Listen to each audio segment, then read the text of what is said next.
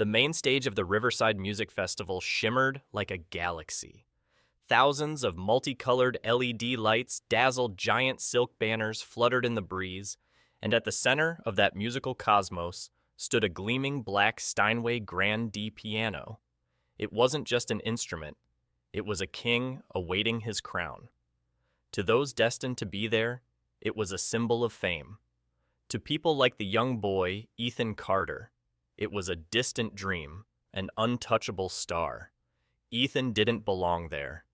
He belonged to another world, one where music didn't glitter under stage lights, but lived in the shadows, in the sound of wind whistling through cracked window panes, and in his late mother's lullabies. 12-year-old Ethan wore a faded t-shirt and old sneakers. His deep brown eyes held a strange calm, as if they had seen more than a child ever should. Ethan's grandmother, Grandma Evelyn, was a woman with thin shoulders, but an unbelievably strong will. She had worked as a cleaner at this festival for 15 years. For her, the festival was a place to earn money to provide for her beloved grandson. She was keenly aware of the class divide here. She understood that she and Ethan belonged to a different land. She told him, "Stay in the storage room, sweetie. You have to be invisible here. People don't want to see us." But how could a boy be invisible when a symphony constantly stirred within him while Grandma Evelyn was busy cleaning? Ethan hid in the small storage room, filled with the smell of cleaning solution and dust. The only light filtered in from a tiny gap in the door, just enough for him to see an old beat-up piano in the corner. It was a faded upright with a few yellowed and crooked keys. It had been left there like a useless piece of junk. To Ethan, it wasn't useless at all. It was a friend. He sat down gently, his fingers gliding over the keys. He wasn't playing a specific piece. He was having a conversation. He told the piano about the days he and his mother sat by their toy piano, about her lullaby, and about her promise that one day he would play a real piano. The longing and love intertwined with the notes, creating a sad yet hopeful melody that snuck through the crack in the door and into the vast space of the festival. This was a story that only Ethan and the piano understood. A story that began when he met Jonathan J.T. Thompson. J.T. was once a legendary jazz pianist. His fingers once danced on the keys alongside some of the greatest names in music history. But time had not been kind to him. Arthritis took away his ability to play, and his fingers became stiff and painful. Forgotten, he took a job as a night security guard at the very place that once honored him. That was JT's way of staying close to the music. 2 years ago, on a quiet night, JT was on patrol when he heard an extraordinary melody coming from the main stage. He followed the sound and found a tiny boy who had snuck away from his grandmother to get inside, playing the Steinway with deep concentration. The boy's small hands moved so skillfully on the keys as if he was born to do it. "Hey kid, what are you doing here, JT?" asked, his voice filled with surprise. Ethan was startled and terrified. He thought he would be kicked out. But instead, JT sat down and listened.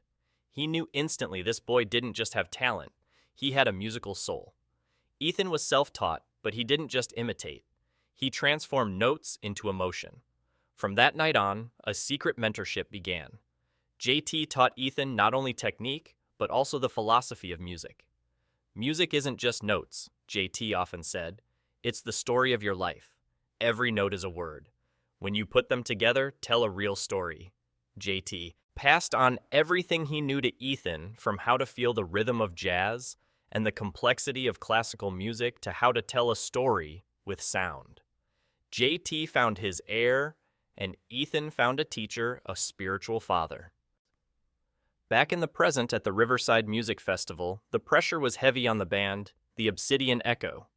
Their leader, Devin Hayes, was a man with perfectly styled blonde hair and an arrogant gaze hidden behind expensive sunglasses. He had built his musical empire on perfection. Every performance, every song had to be flawless. But he had lost his connection to the music. It had become a job, a heavy burden. Devin didn't just put pressure on himself, but on the other band members as well. Emma, the bassist, was tired of his domineering nature. Derek, the drummer, constantly had to mediate between the members. Kyle, the guitarist, just hoped everything would go smoothly. Their relationships had been fractured for a long time. And now, on the day of their main performance, something had gone wrong. Their pianist, a man with a master's degree from the Royal Academy of Music, had collapsed. He had to be hospitalized immediately. Under immense pressure, Devin became chaotic. He grew furious, yelled at the crew, and nearly turned the backstage area into a battlefield. Ethan, standing in the shadows, quietly watched it all. He heard the conversation, heard the desperation in Devin's voice. His heart pounded. It was an opportunity. A fragile, crazy opportunity, but an irresistible one. He remembered what his teacher JT had taught him. If you believe in the truth of music, then you must fight for it. Ethan looked toward the stage where the Steinway was shining. He wasn't thinking about fame. He was thinking about music. He felt that this band's music was missing something. It was technically perfect, but empty. He believed he could fill that emptiness. He stepped out of the dark storage room, his eyes determined. He knew Grandma Evelyn would worry, would scold him. But this was something he had to do. He had come too far to return to being invisible. He walked straight to the backstage area where Devin was in a rage. A security guard stopped him. "Hey kid, are you lost?" "No," Ethan replied, his voice small but clear. "I want to talk to him. I can help." The guard smiled, a good-natured but condescending smile. "Thanks for the offer, but this is a professional festival. Go on home." Just then, Devin Hayes, pacing like a caged tiger, happened to overhear the conversation. He stopped and stared at the boy, his sharp eyes full of suspicion. Ethan didn't back down. He summoned his courage and said, "I heard your pianist is sick. I can play your songs. Please give me a chance." Devin Hayes looked down at the boy, his eyes sweeping over the faded t-shirt and old shoes, a mocking smile appearing on his face. He let out a loud, booming laugh that echoed throughout the backstage area as if it were the most ridiculous joke he had ever heard. "Listen up, everyone," Devin called to his band members. "This kid thinks he can play our piano parts." The other members approached their expressions a mix of curiosity and weariness. Emma, the bassist, was annoyed. She said softly to Devin, "Devin, he's just a child." No. Devin said, "It's adorable, really. Come on. Tell me, where did you study Juilliard Berkeley? Or I'll take a guess." YouTube. University. Ethan stood tall, refusing to be intimidated. He spoke with conviction. "I'm self-taught, sir, but I know all of your songs, from Midnight Soul to the Symphony of Dreams." Devin's mockery became more pronounced. "Self-taught? Do you even know how complex those songs are? My pianist has a master's from the Royal Academy of Music." "I know," Ethan said calmly, his voice filled with astonishing insight. "The transitions from 7/8 to 5/4, then 9/8, before returning to 4/4. But the difficulty isn't in the rhythm. It's in maintaining emotion while playing those technical passages." For a moment, Devin's smile faltered. He looked at Ethan with surprise, but he immediately regained his arrogance and said, "Oh, so you know music theory? Impressive. Do you know how many years it takes for your hands to gain the dexterity and strength needed for a professional performance?" Just then, Grandma Evelyn appeared. She had heard everything. Her initial fear turned into indignation. She stood in front of Ethan, her eyes fiercely protective. "That's my grandson," she said to Devin, "and he has more talent than you could ever recognize." Devin looked at her, his gaze resting on her uniform. "He's the cleaning lady's kid," he said, his voice filled with contempt.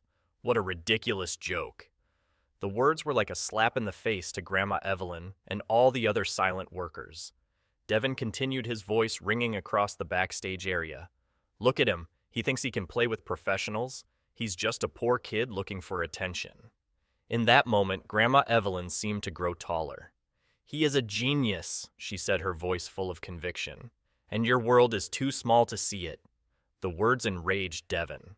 He pulled out his phone. "All right, genius. Prove it. There's a piano in the practice tent. Play something. Show us your amazing self-taught talent." This was the chance. This was the moment Ethan had to fight for his music. He looked at his grandmother, his eyes full of determination. "It's okay, Grandma. I want to do this." The boy walked off, heading toward the warm tent where another old piano was waiting. He didn't know that a young blogger named Sarah Miller had witnessed the entire exchange and was quietly recording it on her phone. She knew a great story was about to unfold, a story of opposition, of rejected talent, and of a melody that was finally ready to be heard. The old piano in the practice tent didn't look like an instrument that could create magic. A few keys were chipped, and the sound was slightly out of tune and dull. But for Ethan, it didn't matter. To him, a piano was like a person appearance didn't tell the whole story. What mattered was the heart within. Ethan sat down gently, placing his small hands on the keys. The small crowd backstage, including Devin and his band, along with a few staff members and lingering journalists, watched with mocking expressions. "All right, genius," Devin said. "Go on. Play Heart and Soul or Chopsticks to entertain us, will you, Grandma?" Evelyn clenched her fists, filled with fear. Her boy had never faced such public and malicious judgment. She saw him tremble not from fear, but from a surge of emotion. He closed his eyes. He didn't hear Devin's laughter or the stares of the crowd. He only heard the voice of the music urging him on from within. And then his fingers touched the keys. The first melody that rang out was not a happy tune. It was a haunting and poignant piece with low notes that sounded like sorrowful rain. It was the song Ethan had written for his late mother. It told the story of a lonely child standing under a relentless downpour, but always believing that after the rain, a rainbow would appear. Emma, the band's bassist, was the first to feel the difference. Her tired expression vanished, replaced by curiosity. Derek, the drummer, stopped chewing his gum and listened. Even Devin fell silent. The music was not what they had expected. It wasn't a joke. It was an emotion. After the emotional passage, Ethan shifted. Without a moment's hesitation, he transitioned to the Obsidian Echo's most complex piece, Crescendo of Dreams. This was the very song Devin had used to mock him earlier, but Ethan didn't play it the way the band always did. He kept the core of the song, but transformed it into his own masterpiece. He added fluid classical arpeggios, the narrative improvisation of jazz, and the powerful, soulful energy of gospel. Every note that resonated carried a meaning, a story.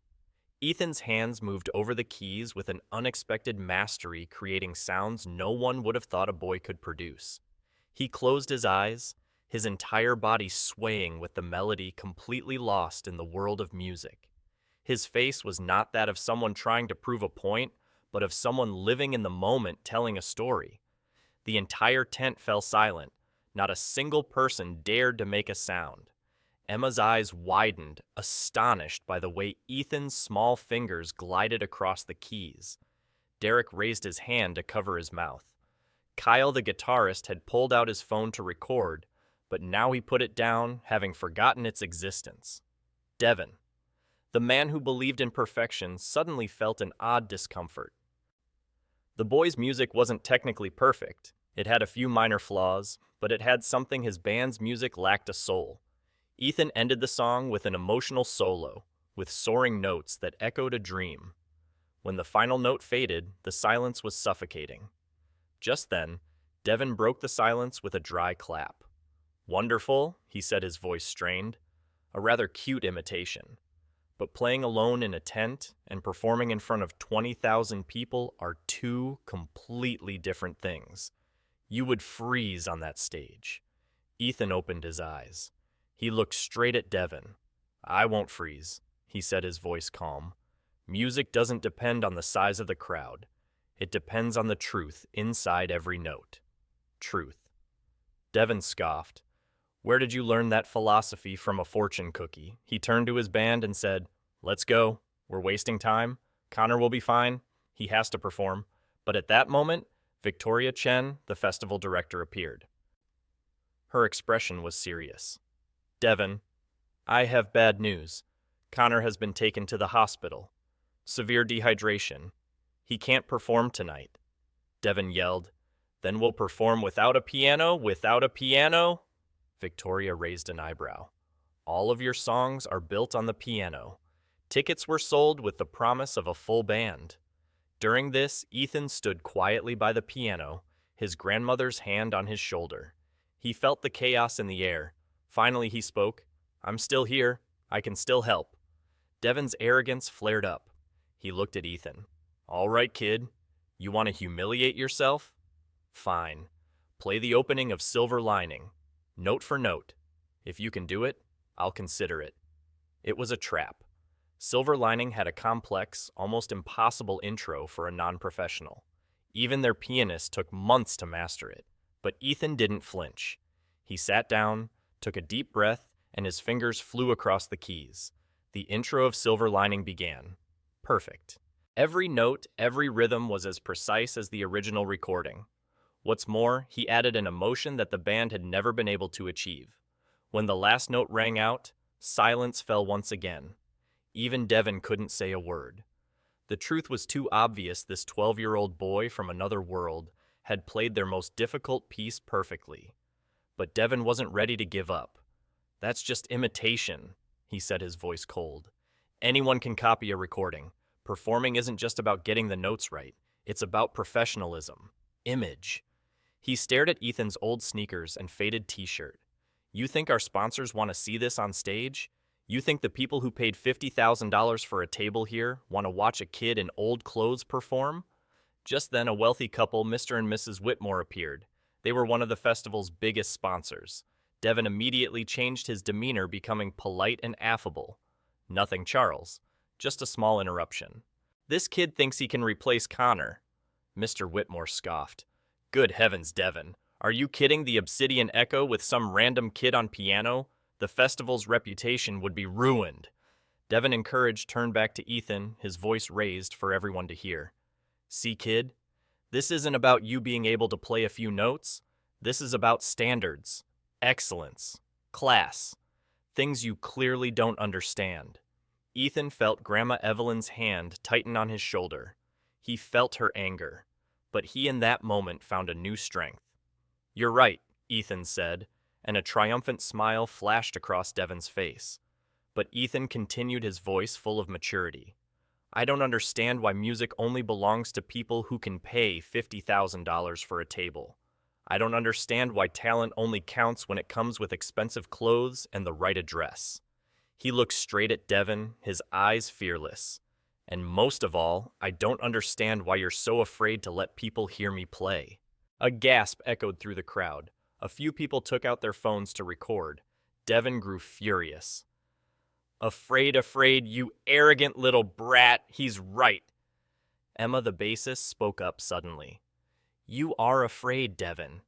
Afraid that a child can do what you haven't been able to do in years, play music with your heart." Devin turned to Emma, his face shocked. "What did you say?" "This isn't a movie," Devin yelled, his voice laced with sarcasm.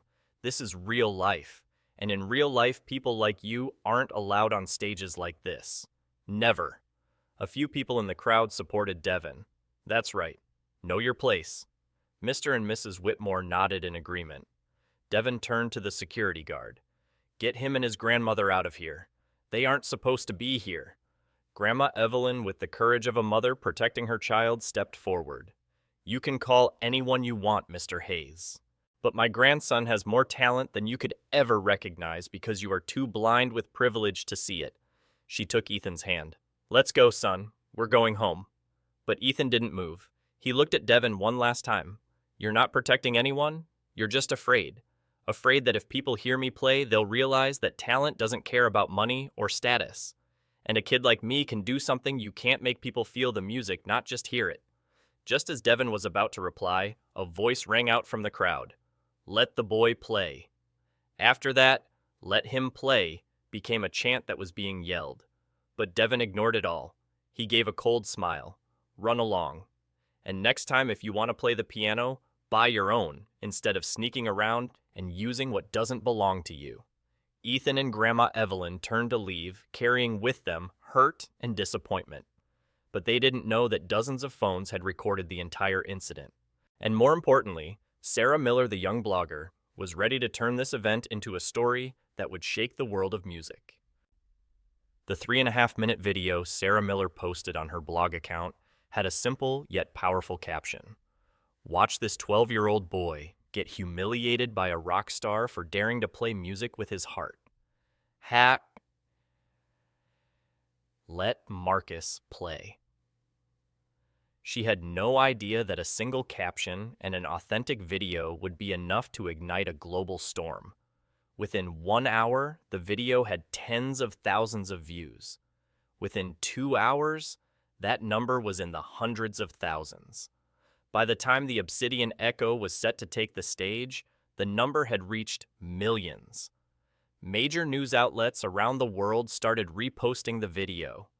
Artists, movie stars, and influencers all shared it, expressing outrage at Devon's behavior.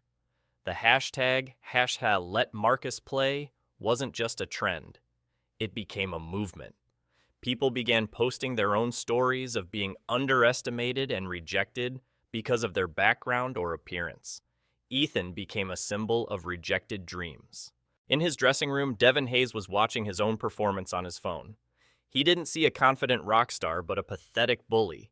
The mocking smile, the contemptuous look, the malicious words. Especially the moment he looked down at Ethan's old shoes and called him a charity case. He didn't realize that he had single-handedly built a wall between himself and the public. Devon, this is bad, Tony. His manager ran in his face white. The management company called. Sponsors are pulling out.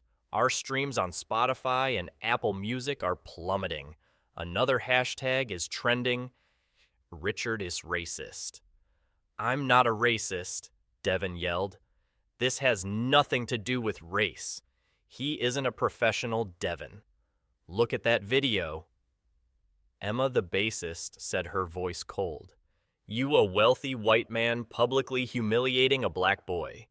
You said those words after the boy played our song perfectly. Don't you see what that looks like? Devon looked at the video again, and for the first time, he saw the truth. Ethan's eyes weren't the eyes of an arrogant person. They were the eyes of someone hurt, but still holding their dignity. He saw the pain in Grandma Evelyn's eyes, and he felt ashamed. The shame wasn't because his career was collapsing, but because he had become a person he himself despised. Meanwhile, in his small storage room, Ethan found a strange sense of peace. Grandma Evelyn's phone was ringing off the hook, with calls from reporters and famous artists. Grandma Evelyn, with her protective instinct, refused them all. The boy doesn't want trouble. He just wants to play music, she said.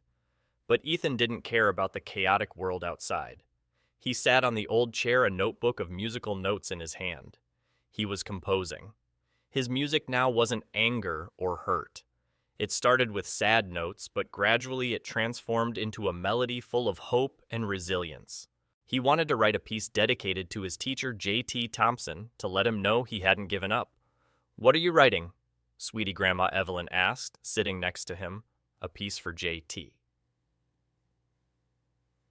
Ethan replied, to let him know I still believe in what he taught me. Grandma Evelyn, the strongest woman Ethan knew, cried. She understood that her boy wasn't just playing the piano. He was fighting for the truth. Just then her phone rang again. She saw a familiar name, Victoria Chen. This time, she didn't refuse. Mrs. Evelyn. I'm right outside the door, Victoria said, her voice urgent. I have an offer from the festival's board of directors. If Ethan agrees, we will let the boy perform one song with Devon's band to smooth things over. Ethan, hearing this, shook his head. No, not like this. Music shouldn't be a staged performance just to calm public opinion. But honey, Grandma Evelyn said, this is your chance. My chance should have been when I offered to help, Ethan said, his eyes filled with wisdom. Not because the internet is angry. JT taught me that music has to come from the right place. Outside the storage room, Devon Hayes, after listening to his band and the criticism from his own daughter, finally made a decision. He walked alone to the storage room where just hours before he had humiliated the boy. Every step he took was recorded by hundreds of phones. This wasn't just a journey to save his career. It was a journey to face himself. He knocked on the door. Come in, Grandma Evelyn's voice said. Devon stepped inside. The room was small, cramped, and smelled of cleaning solution. He saw Ethan sitting on the old chair, a music notebook in his hand. He saw Grandma Evelyn, her eyes full of defensiveness. "Can I help you, sir?" Ethan asked, his voice astonishingly calm. Devin didn't know what to say. The apologies he had prepared evaporated. He could only speak honestly. "I owe you an apology." "Do you really mean it, or is it just because your career is in trouble?" Ethan asked bluntly. Devin bowed his head. "Both, if I'm honest. But also because when I saw the video, I saw myself from the outside, and I didn't like what I saw." He sat down on an overturned bucket, lowering himself to Ethan's eye level. "When I started my career, I used to play in subway stations. People like me now wouldn't have given me a second glance. They said I didn't belong on the big stages. I promised myself I would never become like them. But then, I became them." Silence filled the room. This wasn't an act. It was a sincere confession. JT taught me, Ethan said that music doesn't care about money or status. It only cares about truth. And you told me that this world doesn't belong to me. "I was wrong," Devin said. "I was so wrong. I want you to play tonight. Not just for my career, but because you deserve it. Because you have the talent. Because I was wrong." Ethan looked at Devin. He wasn't a hateful person. He just wanted to play music. But he also wanted Devin to understand that music wasn't a game. "If I play," Ethan said, "things have to change." "What things?" Devin asked. "The festival needs to have a music scholarship program for kids who can't afford instruments or lessons." Devin was surprised, but then he nodded. "I'll talk to the board." "No," Ethan said. "You'll do more than just talk. You will personally sponsor it." Devin hesitated for a moment, but then he looked straight into Ethan's eyes. He remembered the disappointment in his daughter's eyes. He nodded. "Okay, I'll sponsor it. Anything else?" "My teacher JT needs better care," Ethan said. "His nursing home isn't very good." "I'll take care of it," Devin said without a moment's hesitation. "I'll move him to the best facility in the state." "Anything else?" Ethan looked at his grandmother. Grandma Evelyn was crying tears of happiness. "My grandmother needs a raise, a big one. And she's not the cleaning lady," Ethan said, his voice full of respect. "She's an employee, and she deserves to be respected." "Okay," Devin said. "Done." He stood up and offered his hand. "You're a better musician than I deserve to play with, and a better person than I've ever been." Ethan looked at Devin's hand, then took it. "We have 90 minutes. Devin said, his voice full of excitement. "We need to practice. I know all the songs," Ethan said, "but I have one more condition." Devin sighed. "What is it now? I want to play a song I wrote myself," Ethan said. "A song for the people who believed in me." Devin looked at the boy. He didn't just want to save his career. He wanted to show the world that music had no limits. He nodded, a genuine warm smile on his face. "All right," Devin said. "We're going to show everyone what real music is." Outside the small storage room, Devin and Ethan emerged facing a sea of people. Hundreds of phones were aimed at them, recording every movement. The news spread like wildfire. Devin Hayes and the boy genius reach an agreement. The crowd grew noisy with cheers and applause thundering like a storm. The backstage door that had been slammed shut in Ethan's face just hours ago now opened wide, welcoming him like an honored guest. "Are you ready?" my friend Devin asked, his voice full of sincerity. "I've been ready my whole life," Ethan replied, a warm smile on his face. "I just didn't know it until today." As they moved toward the stage, the Obsidian Echo band members were waiting. Emma, Derek, and Kyle all smiled, their eyes filled with respect. Emma patted Ethan's shoulder and said, "Are you ready to perform?" Derek and Kyle were also excited, no longer feeling pressure from Devin, but a thrill to be playing with a true talent. The crowd began to gather, and the atmosphere became tense. Supporters of Ethan and loyalists of Devin were all present, creating a silent standoff. Mr. and Mrs. Whitmore, the festival's major sponsors, stood in the VIP section, their faces full of skepticism. "Devin." Mr. Whitmore called out loudly, "This is highly unusual. We paid for professionals. You paid for music." Devin shot back, finding the courage he had lost. "And you're about to hear the best music of your life. If you don't like it, I'll refund your ticket." Ethan stepped onto the stage. He was small in the face of its grandeur. The Steinway piano gleamed as if waiting for him. This was the piano he had played in the dark for years. Now it was waiting for him in the light. Devin, holding the microphone, announced, "Ladies and gentlemen, tonight we're opening with a very special solo performance. Please welcome Ethan Carter." The crowd erupted. There were fervent cheers, thunderous applause, and even whistles of protest from the unbelievers. But as Ethan sat down, everything quieted. He closed his eyes, and his world shrank again, leaving only him and the piano. Ethan began with his own composition, the Symphony of Dawn. The melody started with a few lone notes like the sound of night dew falling.